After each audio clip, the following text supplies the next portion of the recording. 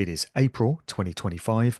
I wasn't sure exactly when I would release this, so I'm not putting a specific date on it, but suffice to say that over the past couple of weeks, the UK has been basking in some uncharacteristically glorious, warm, sunny weather. Yes, it's a surprise, as anyone that's lived in this nation for some time will attest.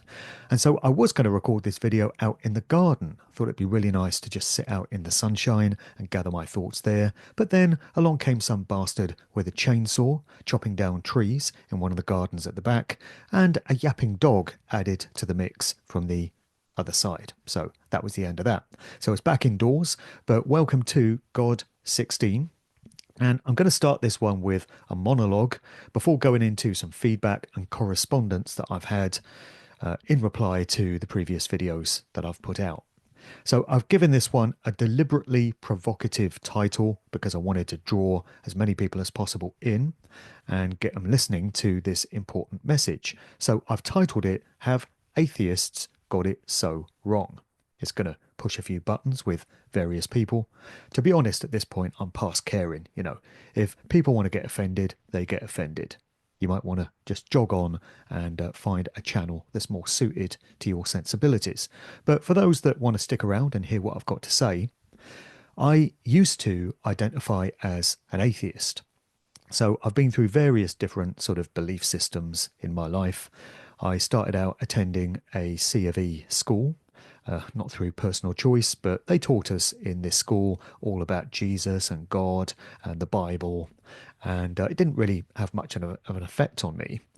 I considered who the figure of Jesus was, and to be honest, at that point, I already started having questions about the purpose of these lives, what we're doing here, why we were created.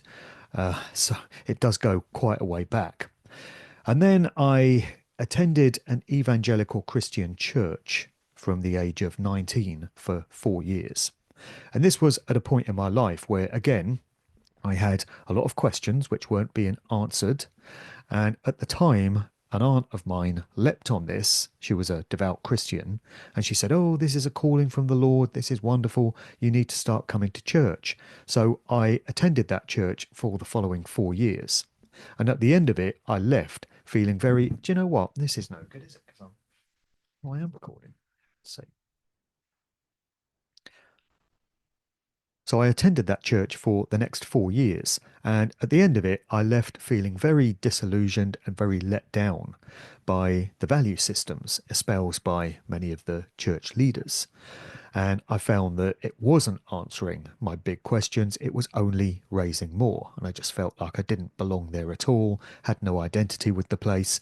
And this actually drove me towards a long period of quite bitter atheism, where I'd concluded that there's no God, there's no meaning to anything, it's all just random. And I actually discovered the work of Richard Dawkins. Can't believe it now, but at the time, what he was writing and speaking about, particularly his book, The God Delusion, made a lot of sense to me. And I remember he got a Channel 4 TV series of his own, which tells you something, I guess. But he really went to town on this question of what it is about religious belief systems that captivate the minds and the souls of so many people. And so he was going around the world looking at all these different faiths and all the rituals and things that you're allowed to do on certain days. You can't eat this on a Friday, but it's okay on a Saturday. You've got to wear this type of hat when you go into this sort of service.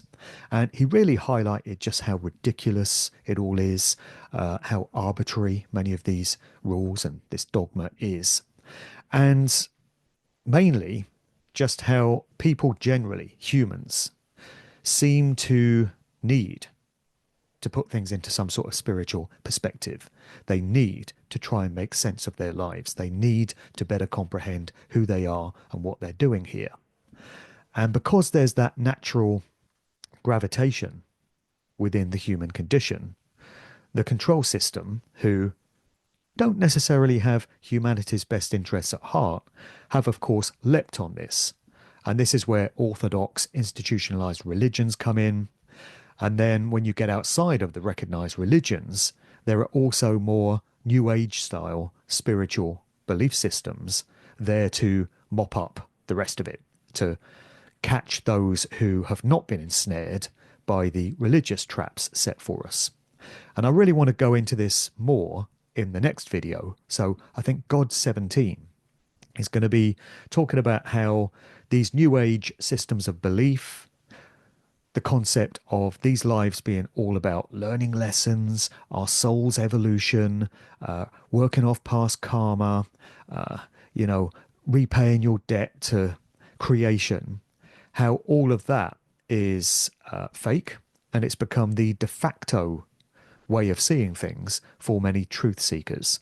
So when you get caught up in sort of conspiracy, alternative truth research, that seems to be the interpretation of spiritual matters that most people within that arena gravitate to. I see this at a lot of events I attend, particularly in the way the events are run and some of the features and stuff. So that certainly seems to be the case there. So more of that in the next video. But staying with the idea of atheism, to me now, it doesn't make any sense as an overall ideology, because atheism as a whole espouses that there's no meaning to anything, and actually there's no God, there's no kind of creative, generative force. And that makes no sense, because evidently we exist, we're here. Therefore, something created it. Of course, the mainstream scientific establishment's answer to that is the so-called Big Bang theory. Completely ridiculous that everything can spontaneously, randomly come out of nothing. What kind of sense does that make? And yet those who would consider themselves intellectual and highly intelligent adhere to this, because this is what is taught within the mainstream academic system, universities and such. And people who consider themselves very clever and very smart, and they know much more than the average moron in the street because they've been to university and they haven't, get caught up in this whole thing, and they get indoctrinated and entrained and conditioned to think along these lines. And so hand in hand with the Big Bang theory is the idea that we live on a spinning ball hurtling through the infinite vacuum of space in 4 different directions at once. And this spinning ball on which we find ourselves is one of countless billions and billions and billions, you can't count them, worlds, planets, galaxies in the infinity of space. And this just reinforces the idea that there's nothing special about us. We're an insignificant little speck in this vastness that is so massive, our tiny human minds can't even conceive of it. And then thrown in the mix there, you have the nonsense of dinosaurs. And that's there to keep people in a perpetual state of fear, with the idea that what happened to the dinosaurs, a meteor strike, could happen to us at any time. Because we hear there's meteors and comets flying around through space, and many of them just miss Earth. They always just narrowly miss. Have you noticed? And we're entrained to think that at any moment we could be wiped out. And it just reinforces the idea that there's no real point to life. It's all nonsense. And that's the atheistic viewpoint that tends to persist in many aspects of society. So I certainly don't go along with that way of seeing things. And I'm not asking whether atheists may have got some of it right, because I accept that there's no kind of creative force. I do still adhere to the notion that there is what many would call a God, or a most high, an original creative generative force that set everything in place. So that's one level of it. Let me just take a drink of tea.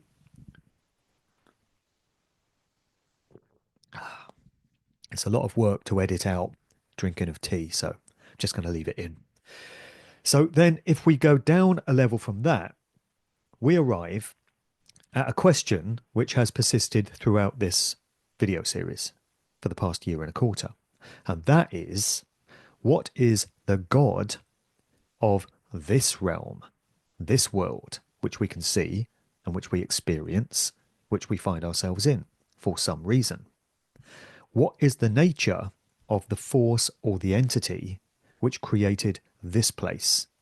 Because whatever created this place is not necessarily the same as that which created everything else, whatever may lie beyond.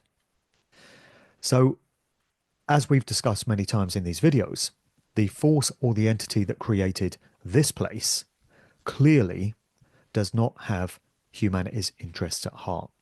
There is no value to the suffering and the pain and the hardship that we are forced to undergo in these lives, with physical death awaiting us at the end of it all. And none of us know how that's going to occur in each of our cases. And when it does, it leaves behind a whole load of trauma and pain and grief for those left behind. So, how can there be any kind of beneficial value to us or our spirits from any of this?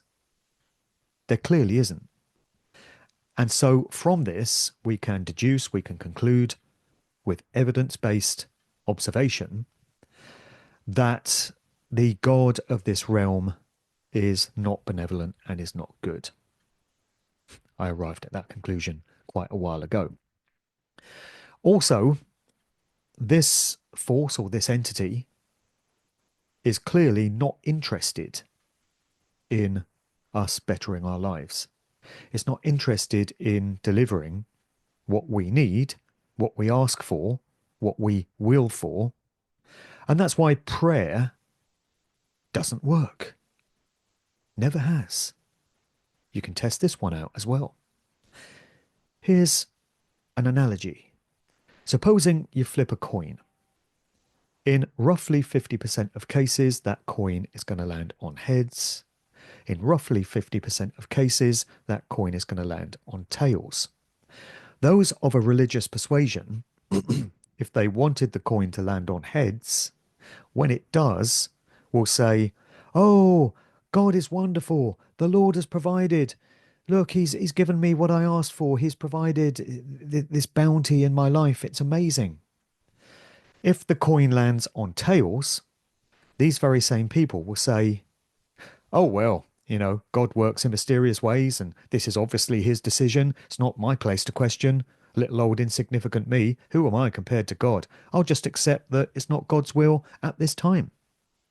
That's the kind of mental gymnastics that people apply, the kind of loops that they jump through in their minds to try and make sense of a situation which is quite uncomfortable. But the truth of it is, if we really want truth, prayer doesn't work because there's nobody or nothing listening that has any interest in delivering up what we ask for. How many prayers have been offered up through the centuries, the millennia, from people undergoing great hardship and strife, and they've poured their heart and soul into their messages to their God, whichever God it may be, imploring it to improve their situation and the situation of humanity generally. Don't know if you've noticed, but that's not gone too well. History is littered with war, strife, conflict, hardship, suffering, famine, natural disasters, you name it. And they never stop, regardless of how many people ask them to stop. Because whatever may be listening, if anything is just not interested in delivering. So here we are, floundering around in the dark, bumping into things, metaphorically, because we find ourselves in these lives, but we have absolutely no idea how we got here, why, what's the purpose of any of it, what created us, how are we supposed to navigate our way through, why is there so much war and conflict and suffering, and then what lies beyond it all? What happens when our bodies expire? Do we completely expire? Does our consciousness live on? We don't know. We're not allowed to know because we get sent in here without any kind of a guidebook, any kind of a manual, and just left to make the best of it for ourselves. What kind of loving God would create a situation like that?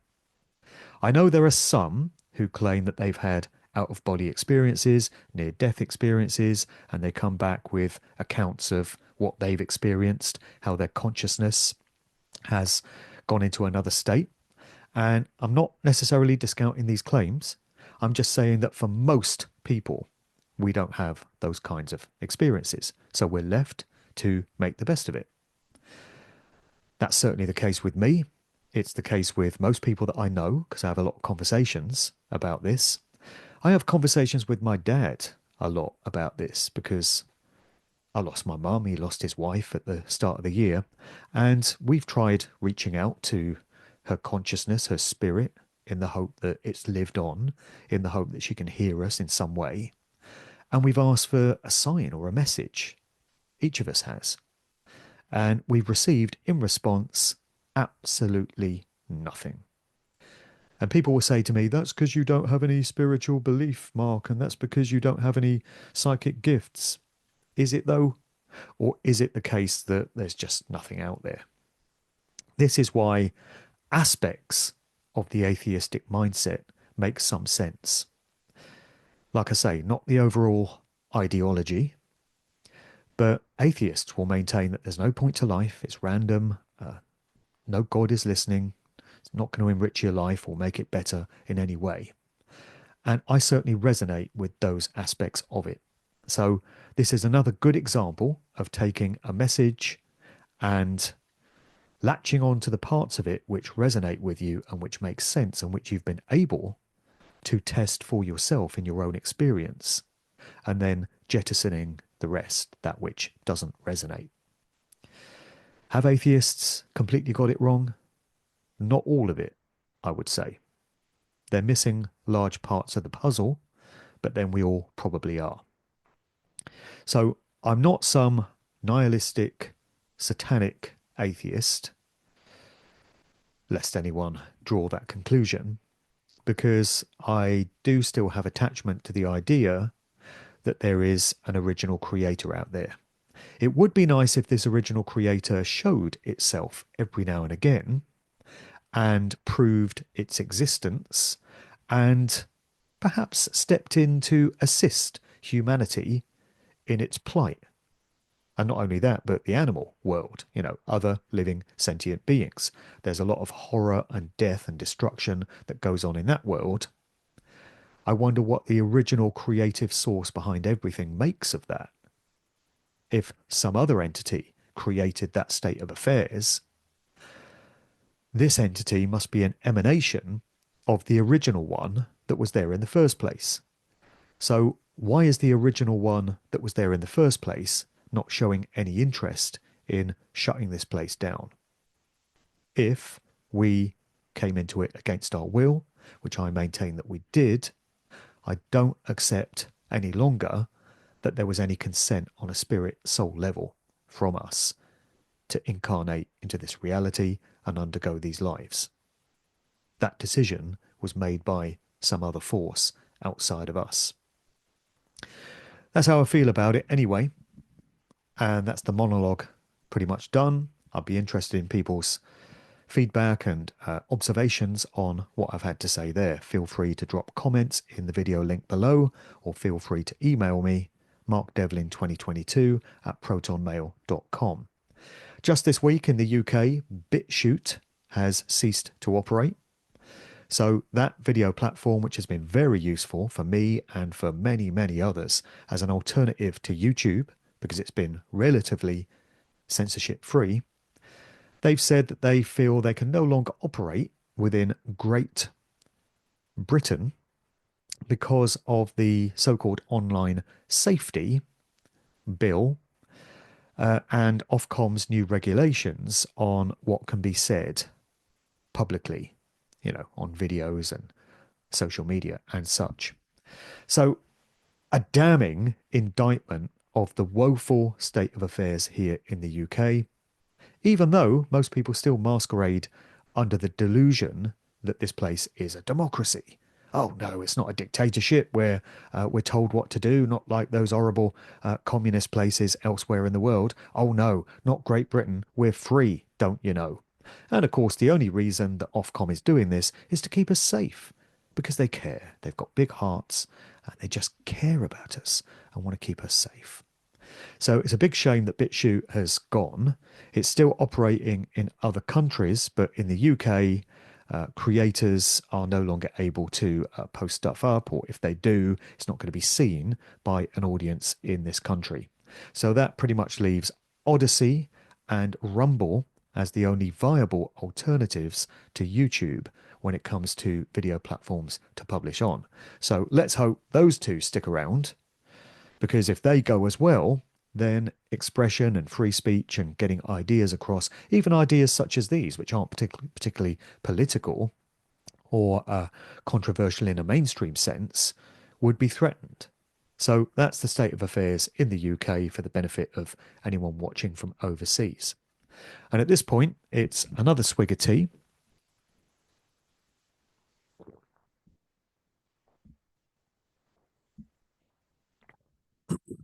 Okay, that's that cup done. And it's on to the so-called mailbag. So this is a popular feature of these videos, it turns out. And this is where I read out comments that people have sent in of the nature that I've just invited there. So a mixed bag, as always. And I mentioned that in the next video, I really want to explore this idea of New Age spirituality having been introduced as a sort of de facto religious system and a trap for emerging truth seekers. So I'll really go to town on this one next time around. But somebody's written in with their observations on this subject, and they've said, after a couple of years of researching various topics in relation to the plans of the globalist cabal, both past and present, I became aware of the New Age movement and thought they might have the answers to the various existential questions I had been pondering, which neither mainstream religion nor material science could adequately provide the answers to. But alas, I finally realized that this too was another controlled operation designed to prevent seekers from really finding out how the many secrets of this world and humanity's purpose and destiny in it. Yep, I totally agree with that. And as I say, more to come on it. So the next one, this person has written decades ago. I'm 42 now, a young'un. I do remember thinking this world is a fucked up place. I remember wondering what to do with the knowledge of other people's suffering, and questions like the following used to pop up. How can I be happy when others are dying of starvation? When others lose their homes, lose their loved ones in tragedies, etc. When others live on the streets, when children are abandoned by parents, and so on. Do I have the right to enjoy, or at least try to enjoy my life, when there seems to be so much suffering around me? How can one live a meaningful life without being affected by all of this? Why does it have to be so much hardship? Is there a meaning to it? I didn't have any answers, nor do I have now. Doesn't this just reinforce what I was saying in the monologue about how we're floundering around in the dark and we're not told what we're doing here? So the very idea that we're learning lessons and we're evolving is complete nonsense, because if we do have multiple lives, we have this thing called the mind wipe before we come in each time. So we don't remember what knowledge or wisdom we've accumulated in previous lifetimes, if reincarnation is a thing. And we're left to start a new life all over again with the slate wiped clean. What kind of sense does that make if any of this is about evolution and learning lessons? It doesn't. That was me interjecting there, so I'll get back to the letter. I didn't have any answers, nor do I have now. I used to think I let myself get easily depressed for no apparent reasons. I used to think there was something wrong with me, as everyone else around me seemed to get on with their lives, too busy living a normal life to ever question the darkness that surrounds them. I find comfort in knowing that I'm not alone, that there are others like me who don't claim to have all the answers. I find comfort in knowing I don't have to be normal in this fucked up world. Although I don't understand the world in the way it was created, I find comfort in being kind, doing good deeds whenever I can, showing compassion and respect, stuff of this nature. I can't give up. I simply can't. I have 3 kids. I have to teach them how to navigate this life of lies and deception to the best of my abilities. So, yep, a lot of that makes sense. And the next one is quite a bit longer, but I feel it's worth going into the detail of it because some good points again are getting made. I am an introvert who would never have reached out unless I felt strongly compelled, and that's why I'm here. When I read the quote below in a book, it made me think a lot about the concept of inverted karma that you often reflect on. So this is the origin of the phrase, no good deed goes unpunished. So this is the quote. What do people do then? They strive for justice, yet when they finally establish it somewhere, either for humans or for situations, it starts being dissolved by the diametrically opposite or weakest point of the wheel of life matter. Because this is nature's law, and there injustice gradually takes its place, bringing the totality of things back to their natural balance. So, this is me interjecting again here. This also is observable, testable, repeatable in our own lives. Whenever we have any kind of joy or happiness and things seem to be ticking along nicely, the way we would want them to be, there's always some kind of curveball around the corner that gets thrown in to upset everything. Unknown variables. And that joy, that happiness, that everything ticking along nicely can't last. It's like an invoice comes in that has to be paid off. You've had a bit of fun, you've had a bit of happiness, now you've got to pay for it. Now you get the bullshit and the problems and the obstacles.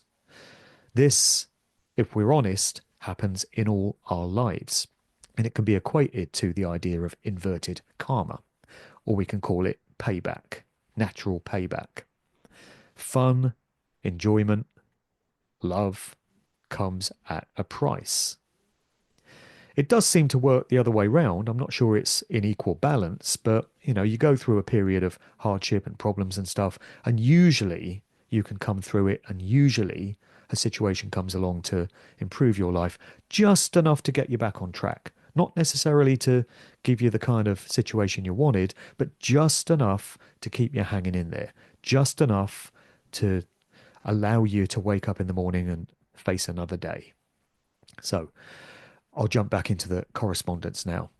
The book concerned is Can You Stand the Truth by, long name this, Angeliki Anagnostou. That's a great name in the circumstances. Kalogera. Angeliki Anagnostou Kalogera. Greek, I'm guessing. And it's a quote from page 52. So in summary, my reflection is that the nature of this realm is duality. And in order to maintain duality, you need to always keep balance. You cannot ever go completely to one polarity, otherwise you will lose the other. This would not be possible in this realm because the duality mechanism is embedded in the programming. So instead of one polarity fighting with the other, they're actually creating or generating the other. I think that the elites know this mechanism very well and how to use it. They know that the more evil they create, the more good we, the ones with spirit, will try to do. And the balance is maintained. This is the only karma there is. This is the only cause and effect law. On the flip side, the elite know that the more good we do, the more allowance they will have to do evil. I'll interject again here myself with a quick observation. We hear of people like Bill Gates and George Soros, and we're told that they're philanthropists. And they would appear to give large amounts of their wealth to charities and, what can be seen as good causes. And this creates the impression for many people in society that they're great people with big hearts. They just care, good old Bill Gates. What a wonderful man he is.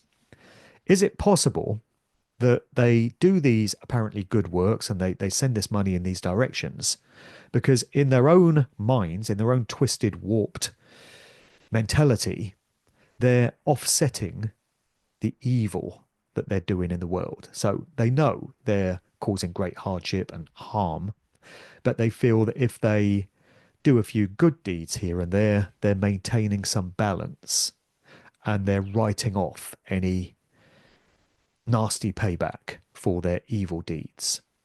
I think that's a point worth pondering on. So back to the letter. Proof of that is the many worldwide campaigns that they push with images of war, starvation, and so on to play on the pure essence of us with spirits, so we cannot help but do good. So yeah, you're watching a movie and up pops an ad in the break and it's Ewan McGregor or somebody and there's images of starving children or people that have been in earthquakes and you're having your heartstrings pulled and it's like, please help these people, please give your money. Well, what about the Rothschilds? What about the Windsors? How much money have they given? Because they could give a fraction of their wealth and it would completely eclipse the combined total that regular members of the public can afford to give, little scraps here and there. So why don't these people chip in and help? Just a thought. This would also explain something that you often talk about, which is that good people always have the worst things happen to them. Of course, if they're creating so much good, they throw the mechanism out of balance. So bad things happen to them or around them in order to re-establish balance. This one is making so much sense to me.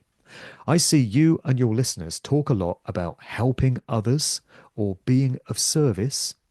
Personally, I don't agree, and that's not how I live my life now. Of course, I'd never refuse a request for help from a fellow human, with or without spirit, if it's within my means. But that's basically something like, hey, can I use your truck to move my stuff? Or can you hold this ladder while I change the light bulb? Honestly, it cannot go further than that. To set out to help the world or the community or help someone change their lives, it will only generate more allowance for evil and would not accomplish anything anyway, because a wonderful world is not written in the code of this matrix and therefore cannot exist. I could have written this one myself. I live my life strategically, so as you said in the intro of your latest video, minimizing pain and misery while learning the most I can to never be fooled into coming here ever again is the best I can hope to achieve. That one speaks for itself. So one final piece of correspondence to read out, a brief one here. What if this whole matrix is likened to a magic trick? And once you find out how it's done, you can't be fooled by it anymore and become basically not interested. Game over. Yawn. The game is to see what this place is really by seeing through all the bullshit that it delivers. You're here to see if you can figure it out once and for all, even with all its trapping. Then it's game over and you can return home. And it's been my hope for a long time that the key to getting out of this place and never having to come back, to be tricked or coerced or forced, is simply to gain enough wisdom and knowledge that you take with you in your consciousness when you pass over, so that you can never be fooled again. You've seen through the illusion, you've sniffed out all the bullshit, and the old lies and the old tricks don't work on you anymore. So, when a normie passes over who's never considered any of this stuff in their life, they're still likely to have a lot of attachment to the illusion. They believe in it. They believe in this world. That's why they fit in so well. That's why most people are a great fit for this matrix reality. They don't think there's anything wrong with it. They think it's just fine, business as usual. They think people like us that question it are a bit weird and a bit strange. So maybe the masses, because that's most people, are not going to be able to return home because they've got too much attachment in the false, illusory reality that is this world. And the likes of us do not. I've got a conversation coming up, which is going to be recorded in about a week's time from when I'm recording this one, with Howdy McCoskey. So we've both been invited by the host Anam to go on a podcast and give our views on all this stuff, everything I've been talking about here, basically. And Howdy has some great insights, some great observations on it as well. So I'm really looking forward to a productive three-way conversation there. And of course, as soon as it's available, I'll be posting it on my various platforms, minus BitChute. So that's pretty much it for this time around. djmarkdevlin.com is the place to go for all my various activities and links to everything else. My new book, No One's Dad's a Plumber, has been out for a couple of weeks now. That's basically the fourth in the Musical Truth book series. If anyone's interested in that, drop an email to the address below and we can arrange a signed copy. It's also on Amazon, and there's more news about it on that website, djmarkdevlin.com. See you soon. Thanks for listening. Cheers for now.